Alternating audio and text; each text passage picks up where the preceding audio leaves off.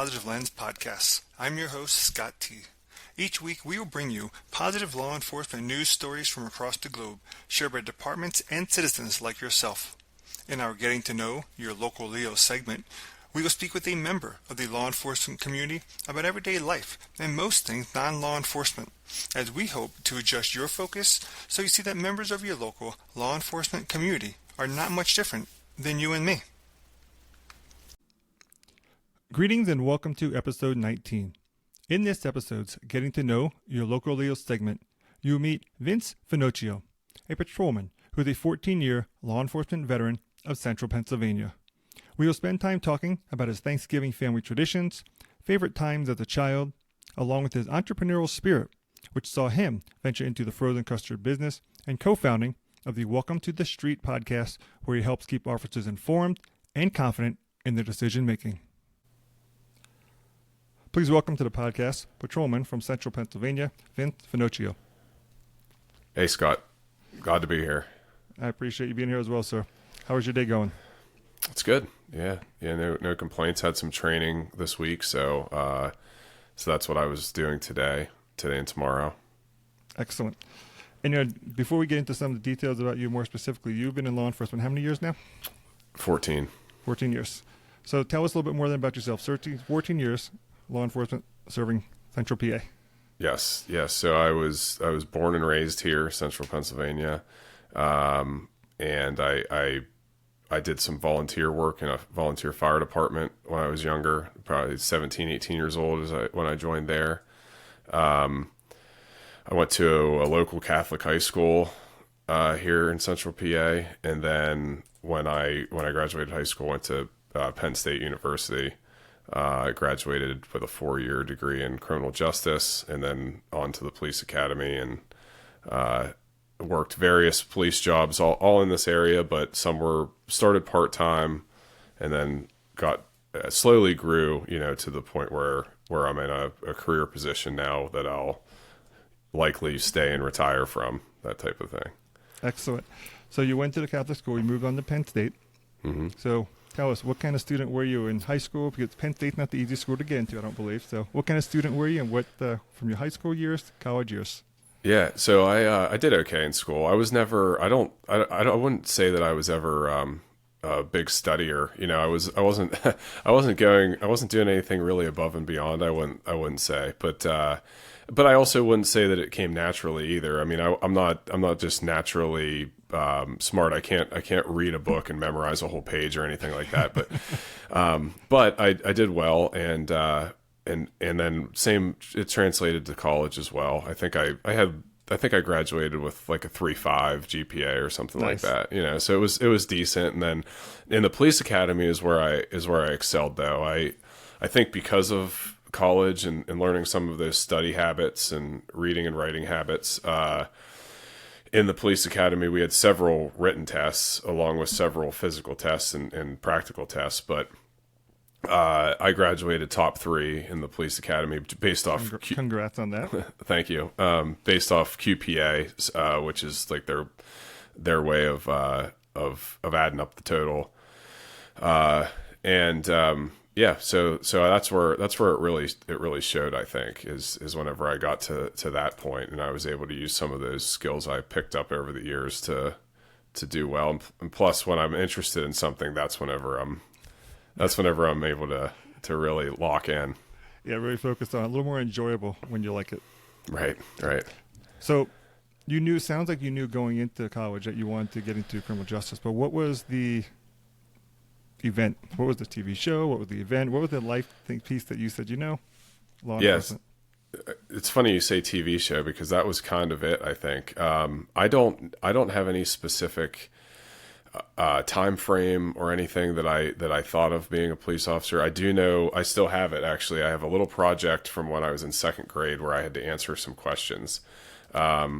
So my favorite holiday was Thanksgiving, probably because of the food. My favorite animal was a buffalo, random. And I think that was because we were learning about Indians and things like that back then. Yeah, because there's a buffalo roaming around Pennsylvania right now. No, but I answered it that way as a what, 6-year-old, or Right. 7-year-old, because I think we were in the middle of the that type of lesson plan, and I liked the cowboy Indian theme when I was that age. Of course. And then and when it said, what do you want to do when you grow up, I put police officer. So it's just always what I wanted to do. But I do have, vivid memories of watching the old show on TV Land, Adam 12, with my parents. Yeah.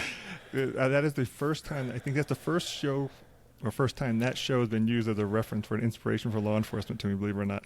Yeah. I mean, it's an old one, but my dad, classic. my dad used to watch it all the time. I'll be honest, I tried to watch it again when I got older. I don't know if it was on one of the streaming apps.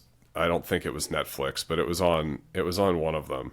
And I tried to watch it, and now that I'm older and it's so old, I can't relate to it at all. I think, yeah. So it's not it did not hold my attention at all in my adult life, but apparently I really liked it as a child. I think the early shows I remember were T.J. Hooker and Chips. Yeah. Which, Chips. TJ I did. Yeah. I watched Chips too. Yeah. So you mentioned having that. You still have that. It's cool to me that you think about something. You probably had no intentions on saving it, or you might probably say about your parents, right? But you weren't Yeah, my intentional mom saves everything. But the fact that you are in the career that you wrote about when you're in second grade is a pretty cool thing that you actually, as a memento to hold on to and say, I actually wrote I was going to do this, and here I am. And when you retire, ultimately, that parallel from the time then to now, that's pretty cool, though. Right. Yeah.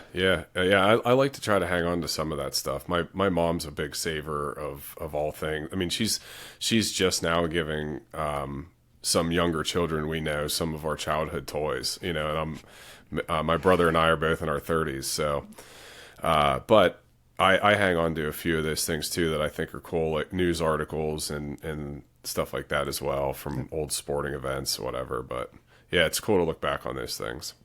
So if you were to look back, though, through your childhood, whether it's grade school, middle school, high school, what is your favorite childhood memories? Yeah, so I when I think back on my childhood, I think about, I had a lot of neighborhood friends. Now, obviously, I would have been a little older during this memory because we were sort of out doing our own thing and playing sports in the yard or riding bicycles and things like that. But I used to hang out with the neighborhood kids a lot, and that was my neighborhood was just like that. It was get outside. Kids were outside doing things all the time, and fortunately there were a lot of other children that were similar in age that we could do that with. But I don't have any like vivid memory of any specific things, but when I look back on it, that's typically that, and family trips and things like that were always my favorite childhood thing. Yeah, it's unique because I feel like nowadays you don't see the kids outside as much as you used to. The advent of the technology, they'd rather be inside playing the game than outside playing. I mean, we would play games and make up our own rules, make up our own, the end zone's over there, or the first base is over there, a shirt for first base, a cone for second base. It didn't matter what it was. We just played. Yeah, I don't know how we survived.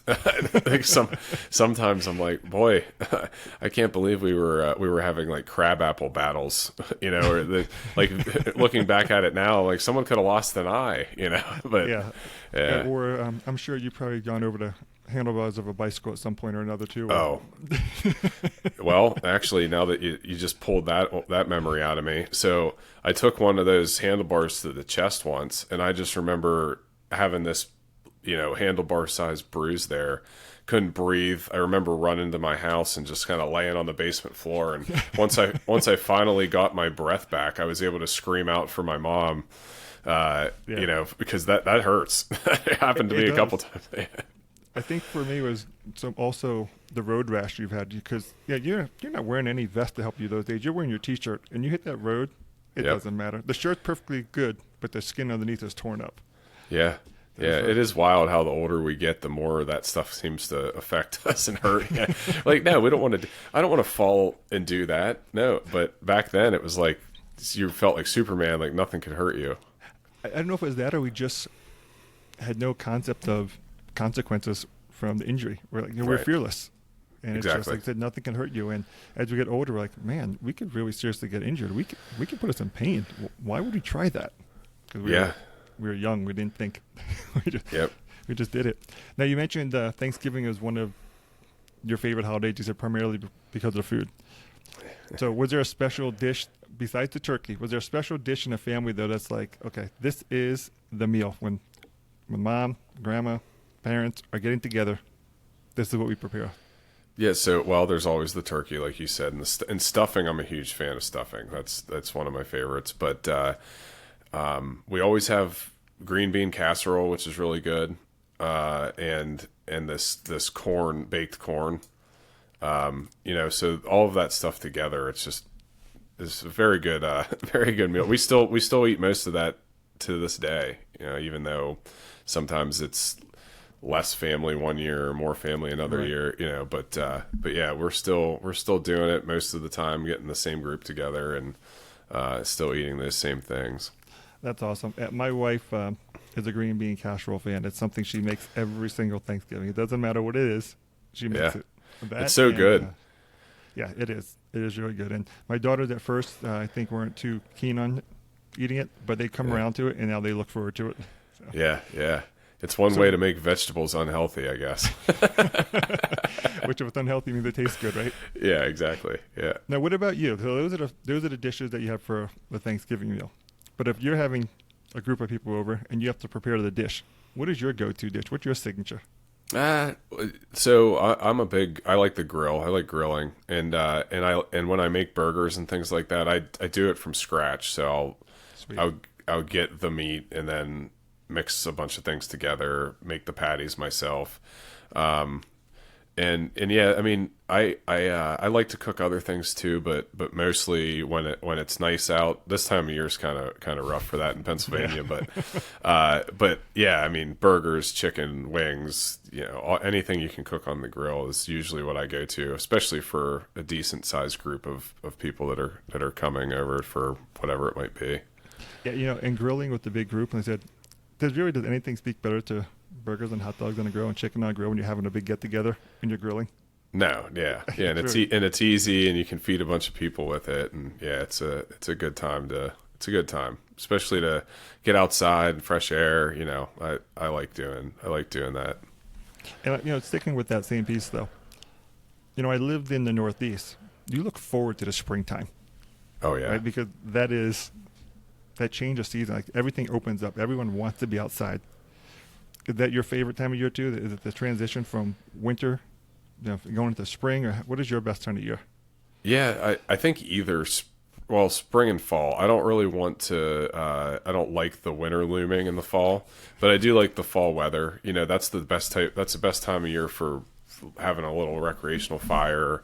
But yeah, definitely when the weather starts to break and it's funny because it could be 40, 50 degrees. It feels like a heat wave, especially this winter. I don't know how it was where you are, but in Pennsylvania this year, it was very cold and it started very early. Usually it takes a little longer. We've been having some pretty warm Decembers, up until this year. And this year it was very cold and it started, I don't know, I think October, November. It was and it's maintained that until about now. This is the first nice week we've had in a while.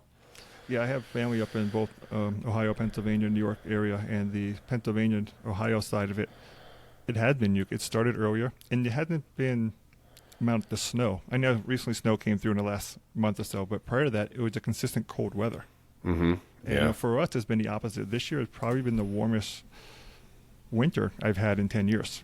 And literally, yesterday morning, good old Amazon sitting there, I asked Alexa what the temperature is in the morning, and she's like, oh, it's currently 34 degrees. But then her next statement is, the high is 74 today. Yeah. That's a big fluctuation. It is. And I almost looked at Alexa like she was talking to me with like a graphic or something. I'm like, 74? We're still in February. I mean, some of the worst snowstorms I've had in New Mexico have happened in February and March. And here I am getting 74 degrees yesterday for a high. So it has been a warmer winter for us than normal. We had a cold snap come through early in the month. It was feels like temperatures were single digits. And for us, people always question, it's a desert. It is. It's a high desert. Yeah. It's a temperature drop. It's not like some other areas, but it is definitely warmer this year. Yeah. But you do get snow usually in the winter? We do. So the Sandia Mountains is the range that's closest to me, and I'm on the one side of the mountain, and then there's the other, right? And so on my side, I get about 4 to 6 inches a year. Okay. So early on, in the very beginning of the year, we had about 4 to 6 inches of snow come through for a single snowstorm. The other side of the mountain for that same storm had 18 to 24 inches. Oh, okay. Well, So that's a big difference too. it is, yeah. The mountain is the buffer. It works well. So when you're driving to the other side, it takes about an hour drive. You have to be cognizant of where you're going because they call it the canyon. It's part of where Route 66 goes through there as well. But when you're going through, it's hollow underneath. So pending the weather, people have to be cautious because that freezes over like any bridge. Okay, yeah. Yeah, so it's but that's it. But I don't like that 4 to 6 inches is what we get here, and we could have 3-4 inches of snow in the morning, and then by afternoon it's gone. Yeah, because apparently it gets warm there as the day goes on. Yeah, and it's unique. And I never really understood 34-degree swings in weather. When I lived in Florida, it was hot and hotter. When I lived in New York, it was cold and colder. Yeah. I came out here, and it's 2 different seasons in the same day sometimes, and it's good if you want to sit outside at night, or if you want to get up early and sit outside because you can get nice temperatures. Right. I don't get the 100+ degrees on a regular basis like Arizona does. I mean, we'll get a low 100s, but it's not bad that way, and it's not high humidity at all. So you can be outside for hours and not drip a sweat. Mm-hmm. Different, very different. Yeah, that is the bad part about the East Coast is it does get very hot in the summer, which is a good thing if you have summer activities to do and things like that. Not so good when you're a police officer and you got to say that, Yeah, full uniform out in the street. Yeah, it's probably way worse in Florida. I can't even imagine how hot it is, but and it's really more the humidity in Florida, I think, that gets everybody else. So you figure it's the peninsula; it's got water everywhere. Yeah, so that's the tough part. Mm-hmm. But sticking with the food part, when I was in Pennsylvania a couple years ago, I was talking to everybody about eating, of course, because I love food, and they said you have to get Philly cheesesteak, and it seemed to be that there's no consensus of who is the original or who is the best. Do you have any idea who the best Philly cheesesteak is, in your opinion, Philly? Yeah, I mean, not really. So I'm not real close to Philadelphia. In fact, I'm much closer to Pittsburgh, and so that's not. But I've had some really good cheesesteaks either way. But funny story about that, I went to Philadelphia once. And while I was there, I went to Gino's and Pat's. Is that the two? Yeah, the two across they're right across the street from each other. And I ate both of them at the same time. Like I ate one and then the other. So yeah, that's an appetite for the day. Yeah. So I was like, you know what? I'm trying both. So I just ate them both. Now I think they were both good in their own way. I don't have a strong opinion one way or the other, but I just thought, I don't really have a great answer to the cheesesteak question, but I do have a cool story about it. So okay, yeah, that works. Yeah. The thing I didn't realize as much is the debate between also what cheese you use. Like, do you use Cheese Whiz or you actually use like a melted cheese? And that was a unique part. I didn't realize that, honestly. Ordering cheesesteak in Florida, they usually gave you your peppers, onions. They gave you a cheesesteak, and it was like some kind of Swiss cheese melted on top or something. Yeah, the whiz is good. I will admit the whiz and onions. I like the onions on it too. Yeah, I went with the whiz. I figured that was closest to authentic, I was told, so I tried it. Yeah. I can't say all of us in the car finished it, but I certainly finished mine. Yeah. Meanwhile, I'm eating too. Yeah, that's probably the most impressive part of that story, honestly. Yeah. I was younger then too. I feel like I could eat more when I was younger. We talked a little bit before, a little bit about the younger, skin in your knee and stuff like that. But, that includes eating. I think for some reason my family used to joke about it. Things like Thanksgiving, stuff like that, about how much I could eat. Now I don't know. I guess it's just a metabolism thing, maybe. Yeah, either that or the self-awareness that we start getting full. We start to slow down when we were kids. We didn't slow down. Right. Yeah. Yeah, I think I heard that expression, Mikey likes it, from the old days where just eating everything. So Yeah. Yeah. so when you're not working though, and whether it's summers, winters, fall, spring, where can we expect to find you? What are you doing on the time you're not at work? So usually just spending some time with my family, whatever that might include. We have a lot of good recreational things to do around here. There's parks, and when I say parks, I mean amusement, but also natural park or nature, like state parks is what I was looking at. Yeah, looking at it, I was like, what? I can't remember the word for this. No, state parks are places you can hike and kayak and swim and whatever you want to do. But I spend some time at the gym. I have a local gym I like to go to, and I do jiu-jitsu there, the martial art. So that's probably one of my main hobbies. And then in the summer months, I like to golf. So I play golf in the summer. I've been playing that since I was a little kid. I played on the high school golf team. Yeah, and I should be way better at it than I am, but I don't have the time to practice and play as much as I'd like to. But it's a good hobby to have and a good thing to do with friends. And my dad plays, so it's a good bonding experience for us.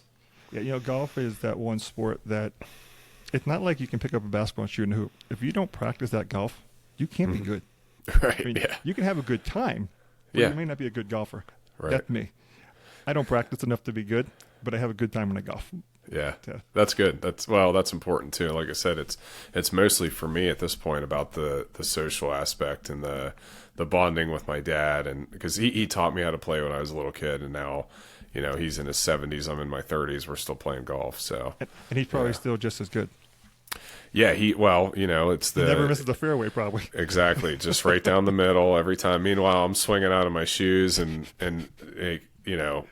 bombing it way left or whatever. I hit it 400 yards further than him, but I never know where it's going to go. Right. Yeah, that is the classic part of the game.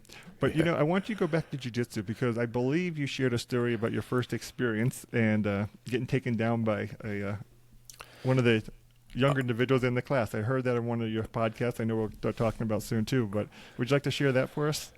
Yeah. So the point I was trying to get across there is that the story is that when I went into jiu-jitsu for the first time, my jiu-jitsu coach, who's a retired police officer, he has a daughter, but she's no longer 16. That's what I was gonna. So she was 16 years old at the time, and yeah, she gave me a hard time, because in the when you get to the ground and you're in the gi, like it's just the garb that you wear for jiu-jitsu sometimes. I mean, you can do, there's gi and no gi. It's you train both ways, but point is that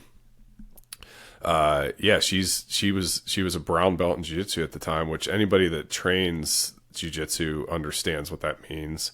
And so I was trying to drive the point home that police officers that are reasonably sized men or women need to get themselves into those gyms and get trained, because it doesn't really matter how strong you are. It does to a degree, but not if I go and I grapple with somebody who's more advanced in jiu-jitsu than I am, and we're the same strength, or maybe I'm even slightly stronger, I'm probably still going to lose that match. Because of the techniques they have.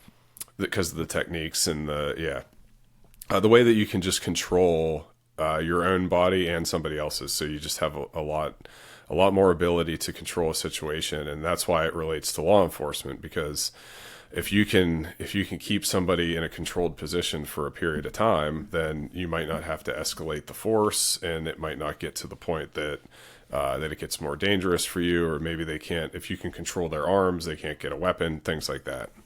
Would you like to expand, though, on the size difference between you at the time going in and the 16-year-old, to give an illustration to the listeners of? Yeah, I assume you saw the picture. I did. Yeah. So she was probably, I was probably 6'1", like 190 pounds or 200 pounds.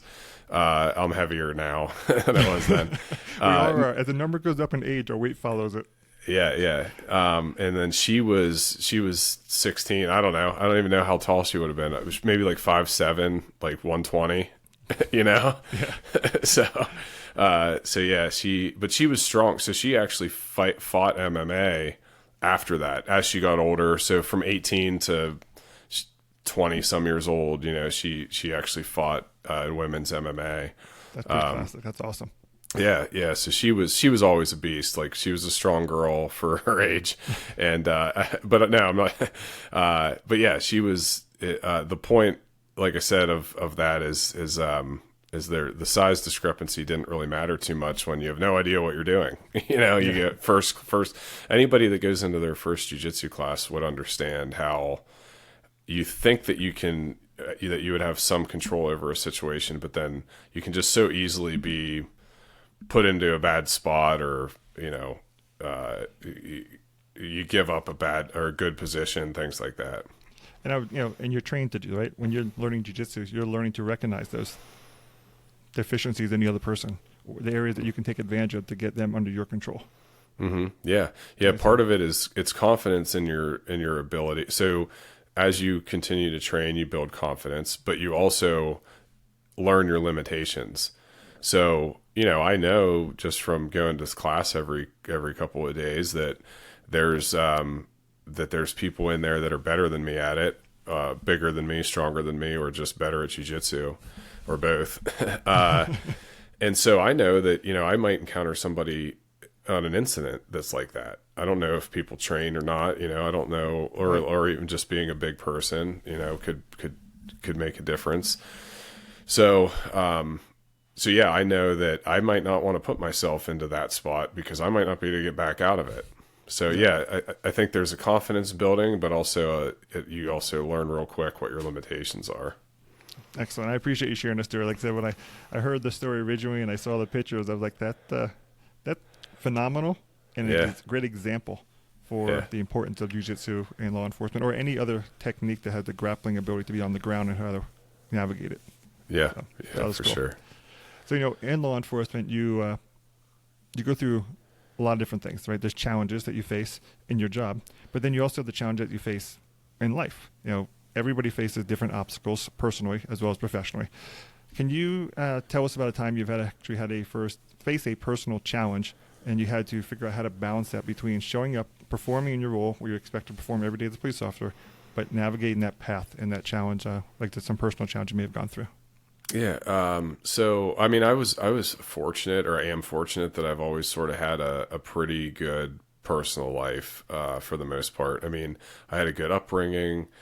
I've always sort of had good luck, I guess, or but, I definitely sympathize with people who don't have the same experience or that I did. But everybody does go through their challenges. So I went through a divorce when I was about 5 years into my career. Now, we met in college. We were young, got married, and then things just didn't work out. It was no animosity or anything on either end. Like, whenever the time came to make the decision, it was very mutual and stuff like that. But I mean, heck, even that was, I guess, 12 years ago now, you know what I mean? But yeah, about 4 or 5 years into my career, that happened. And that's tough. Even if it was mutual, it was a very tough situation. Yeah. And honestly, my job was probably a big part of the problem, because I was working weird shifts and not sleeping great and stuff like that. So I'm sure it didn't help. Right.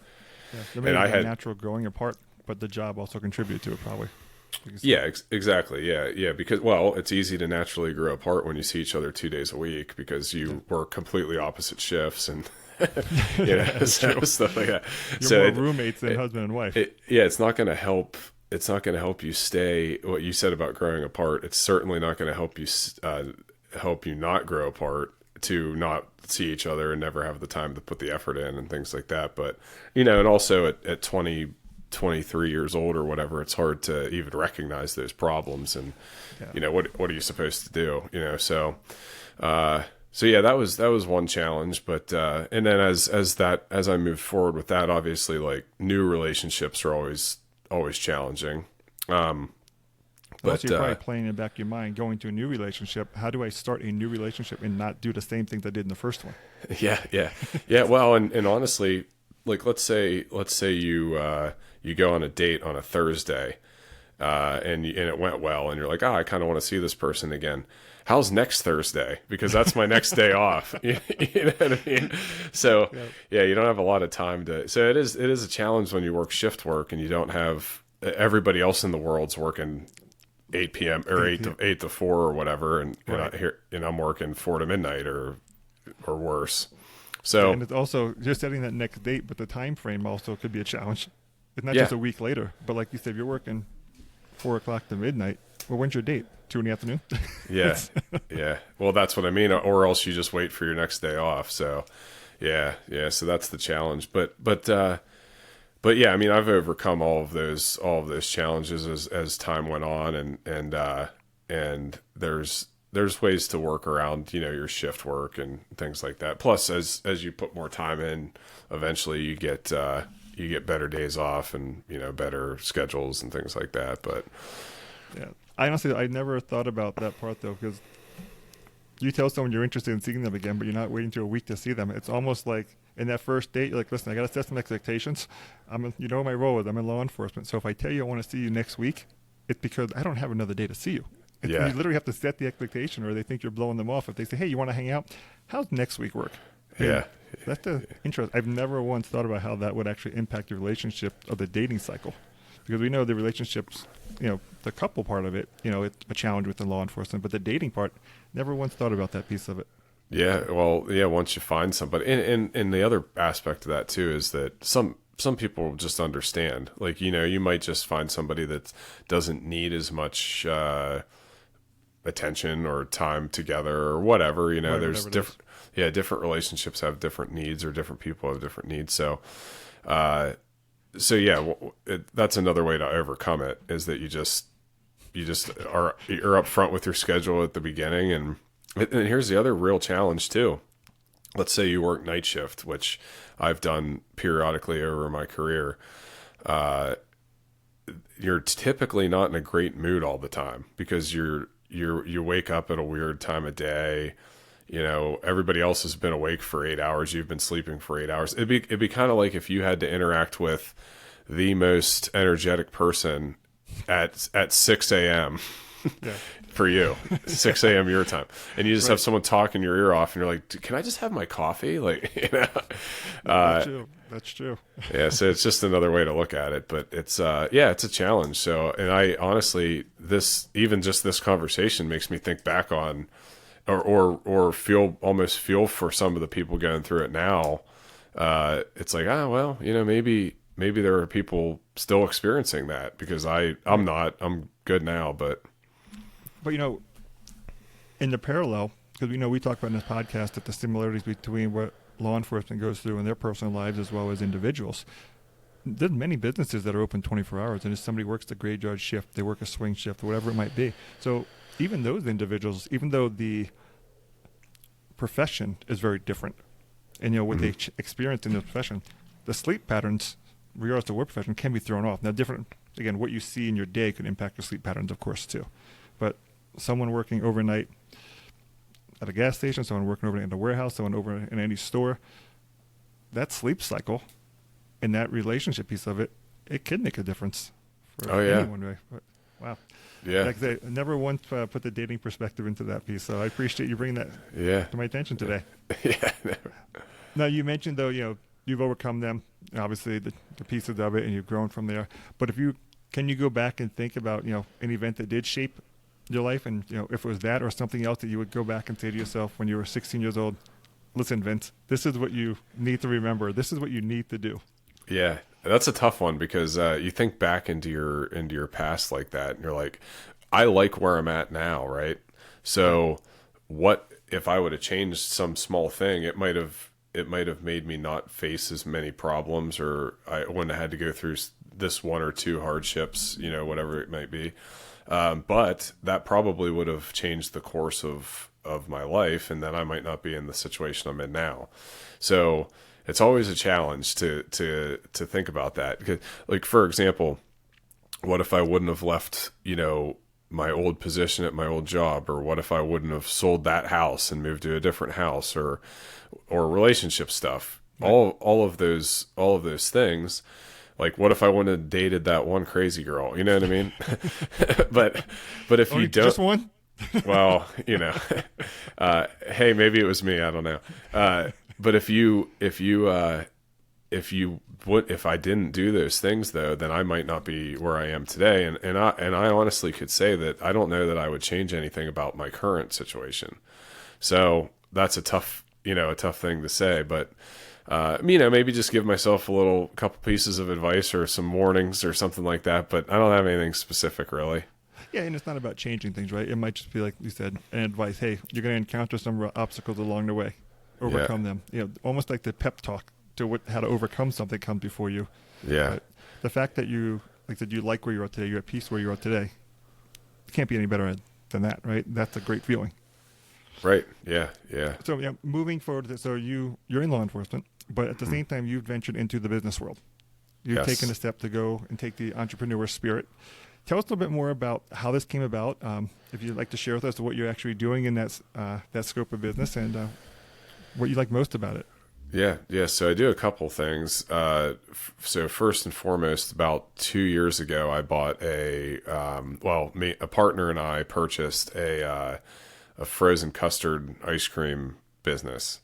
Now to circle back, I was sort of looking for something to do in that capacity, some business opportunity, or what could I open, what could I purchase, just something on the side that could add to my income, or maybe be a good investment opportunity or whatever.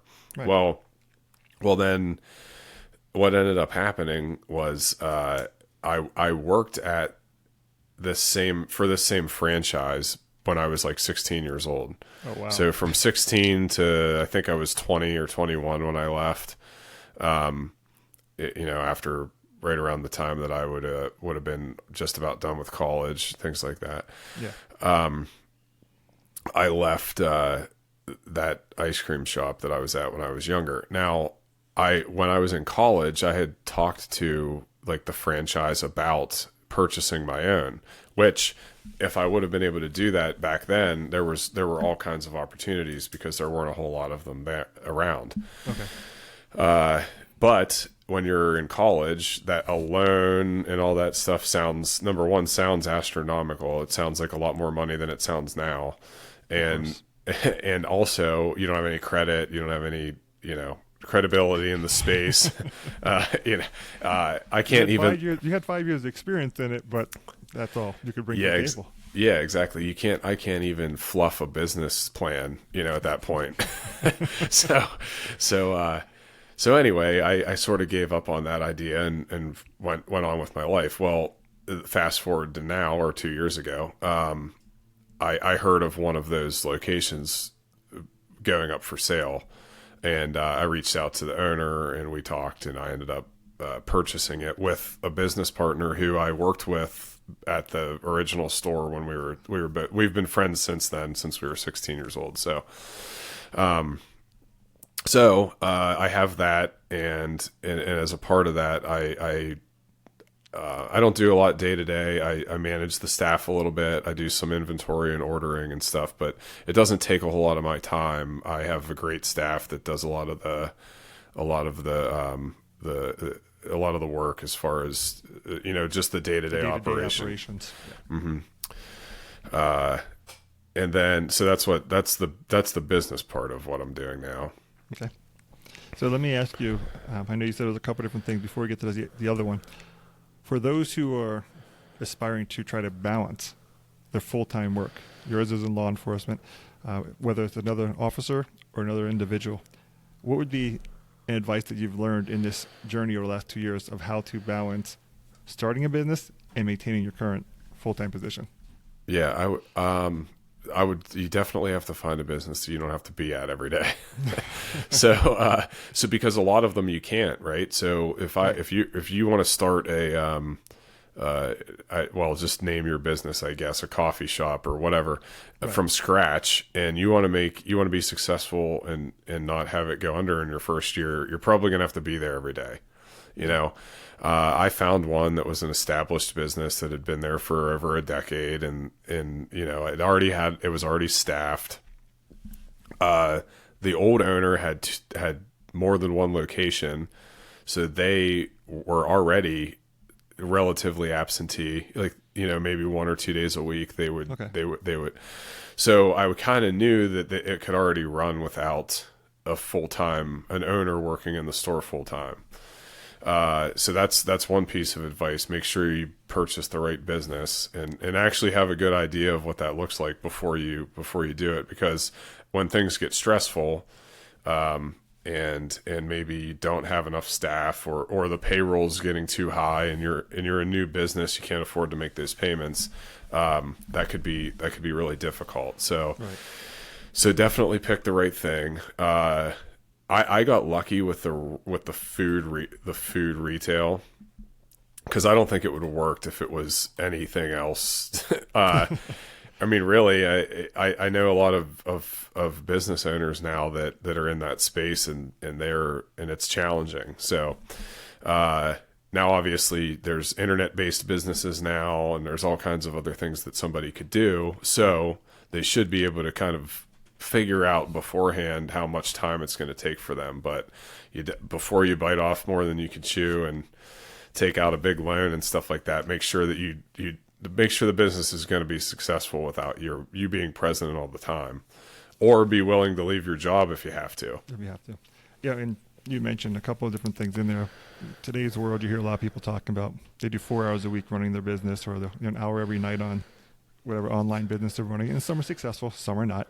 But you're talking brick and mortar, and it doesn't work for some individuals starting, like you said, a coffee shop. But with the business you're in, I think the benefit is that you've learned from going through it is, like I said, there was a staff. You just had to keep that staff happy, keep the operation going. And I'm simplifying it, obviously, but keep the operation going, keep everything moving forward. And because it had an existing clientele, it had an existing reputation, it made it a tad bit easier. I'm not say easy, I say easier.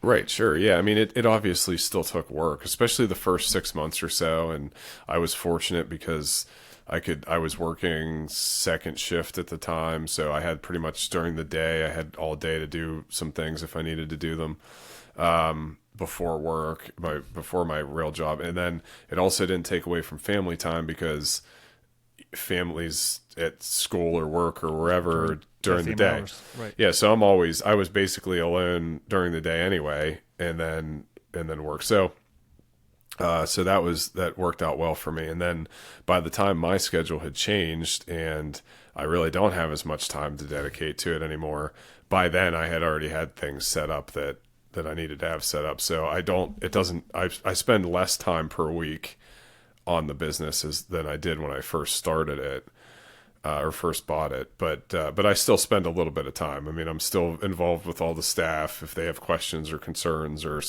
I do some scheduling and I do some ordering and things like that. So, but it's not an overabundance of work to the point where I don't have the time in a week to do it.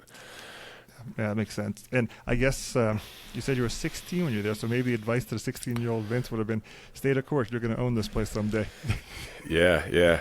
Or just you'll be fine. Just buy one, Now, you mentioned you have another business venture. Is that another one you'd like to share with us? Yeah. So then I liked the business side of things, and I wasn't sure.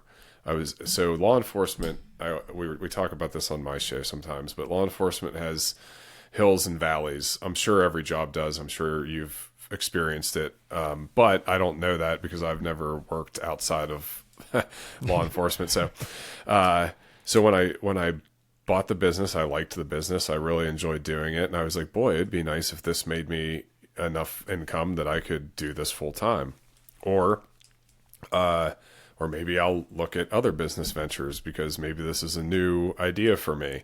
Right. I can transition out of law enforcement, start doing this.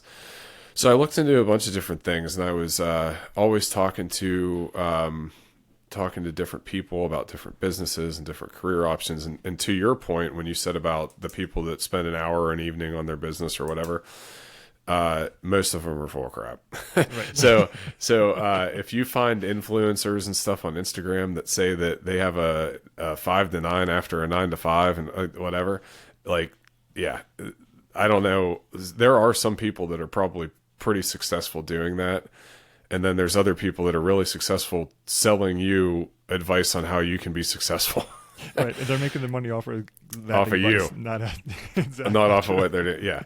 So it's like a giant internet-based pyramid scheme or something. I don't even know how to explain it. But some of those people are legit, and I'll explain that in a second too. So I was part of a Facebook group it's called Off Duty Entrepreneur, and it was a group for police officers or any first responder, I think, who wanted to transition to business ownership or just do something on the side or whatever they wanted to do.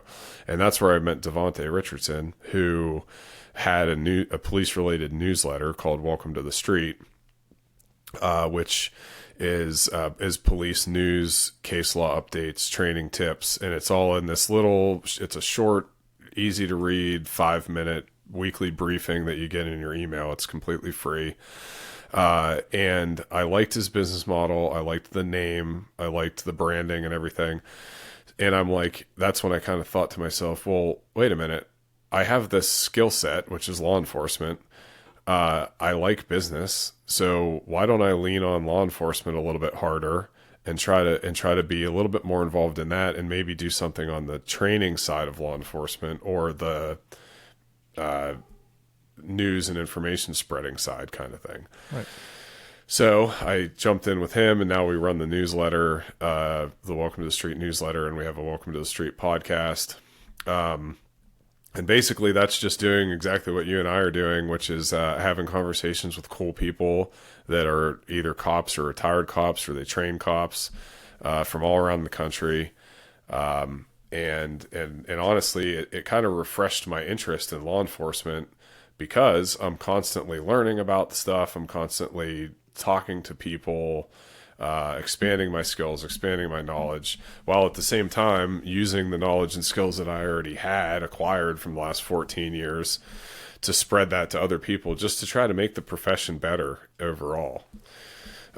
So I kind of took what I thought I was already good at, and then my interest in business, and I'm like, hey, I'm just going to do this for a little while, see how it goes. I want to lean on my law enforcement experience to try to create something else. Yeah, that's right now. What's cool about it too is you mentioned it's almost like reinvigorated your career, because right. With every profession we go through cycles, right?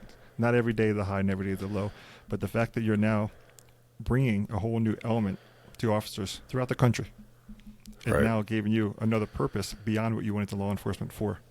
Because I'm sure when you entered law enforcement, it wasn't to help other officers. It was to protect and serve in the role you're doing.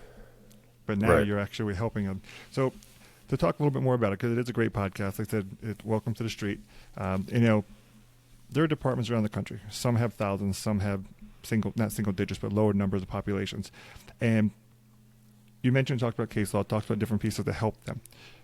Can you tell us a little bit more about how the podcast is helping current officers, how they can access it, and how it's helping them on a weekly basis, and that communication? Because I think the communication is key. At the morning briefing, if it's about updates that are happening on a weekly basis or things that are coming out that are new, that are maybe not getting into their hands in their own department. How are you guys entering that space how are you filling that void and sharing that with them? Yeah, so what we do is we do all the research, like it, it takes a little bit of time throughout the week, and we put in between the two of us, we put together all of that information onto the newsletter, which anyone can subscribe to at welcometothestreet.com. It's completely free. It comes out Monday mornings. And so every Monday morning you get an email, and then it covers certain topics. Now, typically it's the news that happened that week, which there's a ton of police news, but we try to cover the ones that are interesting stories, or stories that could really affect your job or the way that you police, whether that's a change in the law or a lawsuit that came down, or a department. Like the story we covered last week was about that Alabama police department that's being disbanded because of all the corruption. Yeah. So I think it was the grand jury recommended the disbanding of it, correct? That's what they recommended. What they end up doing with it, I'm not sure, but yeah. So that we talked about that story. We talked about the active shooter at the hospital in York, Pennsylvania. Then we go over if there's any line of duty deaths for the week.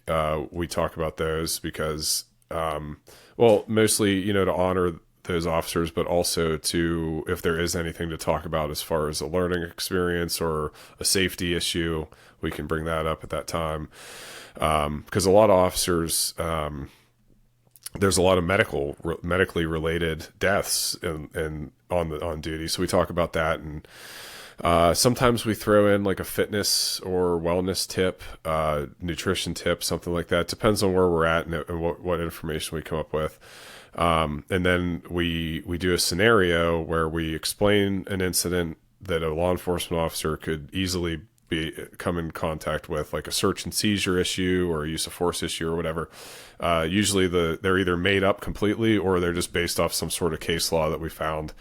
And then we reference the case law. So after they answer a poll question. So like, hey, what would you do in this scenario? A, B, C, D. And then at the end of the newsletter, we talk about which answer is correct and why. So how did you now transition that so they can get that in their email Monday mornings? Mm-hmm. And then the podcast complements it. So tell us more how the podcast actually, though, takes those pieces to it, because you've had guests on the show, like you said. Right. And you're talking about those stories, but you also bring in other elements into it, I think, that help people have, two different listening platforms. They can read it, they can listen to it, but it seems like you actually go further with the podcast and actually able to give more detail on the case law that's referenced. Yeah, so we don't just, we started the podcast then. The newsletter's been around for a little while. We started the podcast, I think we're on episode 7, or it'll be 8 this week. So 8 weeks of the podcast. And what we do is we go over the newsletter that's coming out. So the newsletter comes out on Mondays, the podcast comes out on Tuesdays. So we go over the newsletter that came out the day before. And we don't just read it verbatim, so it's not just an audio version of the newsletter. But that was the goal. So the goal is what if people don't want to read their email? Like, what if they just would like to listen to what we have to say? Right. So we did last week, just as an example, we did a policy that the LAPD has called Command and Control, and it's a policy specifically for supervisors. So in the newsletter, we had a bunch of information on this policy and how it relates to supervision and how it can, if you don't do things correctly, how it can get you in trouble with your job and things like that. We referenced an officer-involved shooting from 2023 that highlighted that policy. Okay. And then we had Marlon Mariachi. He's the IA guy on Instagram and YouTube. He was a LAPD officer for 24 years and an IA investigator for 12 of those years. So he came on and we talked at length about that policy and about how it related to that case, and what the officers could have done differently to avoid violating that policy. So so that was just an example, but we do that every week with a different guest and a different piece of information in the newsletter. And then I think it's great because in my eyes, if you have the briefing in the morning, great, but the briefing's not covering everything you're talking about. And if they're driving around or they're on the beat, you can listen to this anywhere. So the 5-minute read and the episode, it also cements within the newsletter, right? And some people here think differently. You mentioned early on about reading a book, not memorizing the page. But sometimes when you hear it, it sinks in, right? And now an officer hearing those pieces of it after previously read it, it gives them better awareness, keeps them more on their toes. Like I said, you're making the officers better by having that. So I think it's phenomenal. I think it's a great idea, especially, I said, to enhance communication. So, yeah. So you mentioned it's released on Tuesdays. Mm-hmm. If then individuals want to download and listen, where should they go?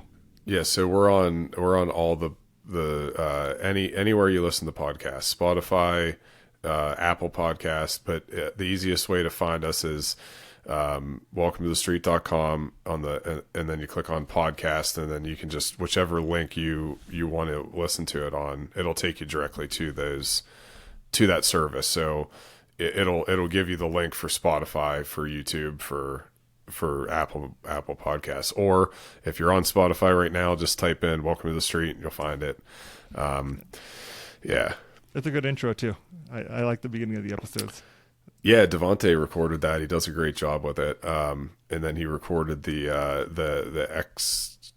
extra. No, I don't know what you said. Outro, yeah.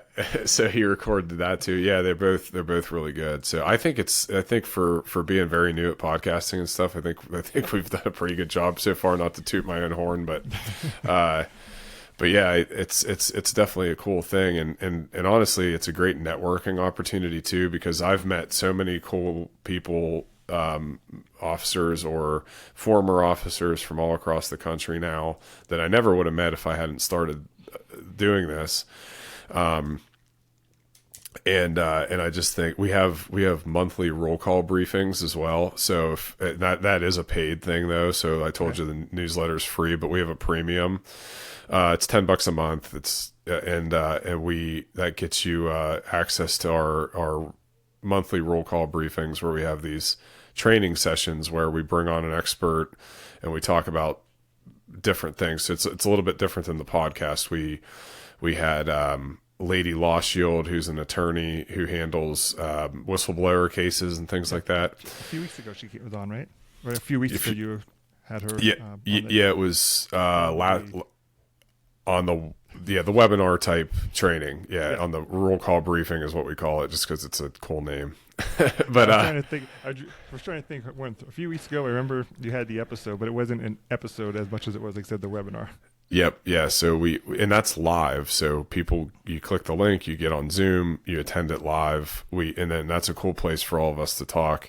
And then occasionally, like, we'll send out a meet and greet. So we get on and we just talk to people. I met a police chief from Kentucky, and, all kinds of cool people doing that too. So, we do monthly giveaways for premium subscribers, and we have some other ideas in the works here of other things that we're going to start to offer. But for now, we do those trainings. So the first one was Cop to Corporate, where we had a guy come on to explain how to get your LinkedIn and your resume and everything squared away so that you could transition from law enforcement to something else if you so chose to do that. Yeah, so it's a good time, and actually some really valuable training for, but it's like done in an interactive way. So it's not like just sitting at your computer watching Vince go through slides or something like that. Yeah. Right. Yeah. So it's different. It's cool. And that's why I like it, because it's not like your run of the mill, like, death by PowerPoint trainings. Yeah. And maybe at some point in the future, we can get the departments to actually somehow recognize the trainings and have that count towards the training hours you have to do. Yeah, possibly. We're working on some things right now that we're hoping that the problem is that different departments do things different ways. But I'm in Pennsylvania, he's in Ohio. We have all these different states have different requirements and stuff like that. So most of the time, when you have that happen, we'd have to figure out what states and go to each one. And yes, it's not like a big national thing or anything like that, but yeah. Concept is great. It really is. But here's the thing. People may want to be on the show. How can they get in contact with you, Devontae, and if they want to be a guest on the show, if they want to be a contributor to the show? I know you mentioned the website. Is that the best place for someone who's interested in connecting for that purpose also? Yeah, so both of our emails are at the bottom of the website under authors, and it's welcometothe street.com, or we're both on LinkedIn, we're both on Instagram, and then we have our pages too. So Welcome to the Street on Instagram and Welcome to the Street on Facebook as well. But yeah, to get into touch with us individually, Devontae Richardson, Vince Finochio, and then welcometothe street.com. Excellent. I appreciate you sharing. Like I said, I do think it's a great thing. It's educating law enforcement. It's making them better. And it's not to say they weren't good before, right? Just making everyone else get better. And you're doing it through a platform that's phenomenal. Like I said, the newsletter, it's been, like I said, a couple of years.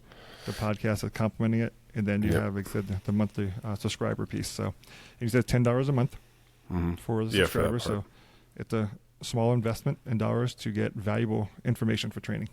Right. And, with some states making, I can't drew the blank on the term, where officers are being liable, possibly can be sued personally. I can't think of it. Like I said, I'm drawing a blank on the term. And they're ending, qualified immunity. Thank you. Yeah. I drew a blank on it. But, with that change also happening, it's even more important that, the messages that you're delivering, especially the guests that are in the subscriber piece, is really letting people stay on top of things and keep themselves from having any of those issues arise. So. Yep. Yeah. Yep. And that's how I view Welcome to this. I always say, like, prepared and as informed as confident. So, you take a little bit of time out of your week, a little bit of money, maybe, if you want to do the premium, read the newsletter, listen to the podcast. And we're not the only police podcast. There's a bunch of ways you can learn this stuff, but we think that when you come to us, you get like a real genuine, personal look from the two of us, because we have these meet and greets and roll calls and things like that. But also it's just such a concise, easy thing to read. You're not getting a 15-page legal brief. It's just a quick, but you get all the same information. So, but yeah, if you just take that little bit of time to prepare by subscribing to the newsletter, getting some training on your own time through us and through whoever else you can get it from, because I think that you should do as much as you possibly can, informed, and then that'll make you confident so that you're making the right decisions on the street. If you know the law and you know the case law, there's no reason not to be confident, and then you don't need to worry so much about lawsuits and arrests and things of that nature if you're doing the right thing and you're doing it in a confident, informed way. Phenomenal. Outstanding. Yeah. Thinking of you're serving the public, though. You're out in the street every day. They're bringing these new skills with them. And there's a lot of communication going out there about how to build relationships with the community. And there's some, things about free barbecues and free giveaways and all that. And then there's also the conversations about make sure the culture in the department is actually the right culture, because if the culture is good, then the officers are going out and they'll serve a certain way. For you, though, what do you think is the best way to build that relationship from the law enforcement to the community? Well, you're starting to do a pretty cool thing here too. Like, we're talking about my podcast a lot, but what you do is great. You're getting guys on here to talk to you about their real life, and so that kind of humanizes the badge a little bit, so to speak. But yeah, I think that officers, like, I always say this to new hires whenever I'm doing field training, get out of your car, talk to people, know who your business owners are, talk to your employees at your gas stations that we're talking about. So even if you're on midnight shift and you can't meet the business owner or whatever, go into the store and meet the night shift workers. Just say, but yeah, I think knowing the officers on a more personal level like that is old school, right? Yeah. Yeah, exactly. Yeah. That's how they used to do it, with the walking the beat kind of thing. Right. I'm not suggesting that anybody, walks the sidewalk. 5 miles a day or anything, but yeah, just get into your businesses and meet people and know, and honestly, it helps with police work too, because you kind of know what's supposed to be there and what's not, and you know who to call if you have a problem. I call the property management people or the business owners of places all the time, just because I know them personally now at this point. Yep. And not just that, but it gives them a comfort level of calling you. So when they now know, oh, Vince is coming here, a couple of times over the last month, I have an issue happening, I know I can call Vince. There's a comfort level there. And like I said, humanizing the law enforcement role. Still the respect is there, but humanizing the communication piece of it, making them feel comfortable. Right. Exactly. Yeah. Yeah. It goes both ways. If they need something from you, you answer their law enforcement related question or whatever it might be. And then when you need them, they'll be there whenever you have to give them a call. That's the way I look at it. Perfect. So, you mentioned that there was a time where you're like, hey, maybe this business could be replacement of what I'm doing in law enforcement. And then, you went to the next phase and you added the new business venture with Welcome to the Street. But if you had to do it over again, would we still be talking to Patrolman Vince Finochio, or would we be talking to the businessman?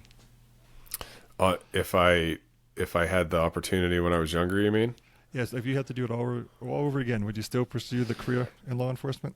Oh, yeah, I think so. Yeah. I had too much of I met way too many good people and had a great experience in law enforcement. And, I don't know. I think I'm just like kind of wired that way. I've wanted to do it forever. I have a good knack for most of it. And I think that there's just a part of me that would definitely miss it if I left, and would have regretted it if I didn't try it. So, yeah, I'm glad it. All right. So, listeners out there every day are going through the same challenges when it comes to safety. They see stuff on the news, they see the good, they see the bad, and we always like to leave them with a tip. What is the tip for you today for individuals who are in the communities that they should be practicing to stay safe? Well, I think the biggest one is like just get your face out of your cell phone. And I'm not even talking about just driving. I'm talking about which is obviously dangerous, but even just walking. So you get out of your car, you're walking into the grocery store, and you're like, the whole way into the store, you cross the street. I think that a lot of the other tips that I could give would be unnecessary if people just had a little bit more situational awareness to begin with. Pay attention to your surroundings, have some situational awareness, and don't be just facing the phone all the time, because that's when people get targeted. People. That's when someone's going to snatch your purse or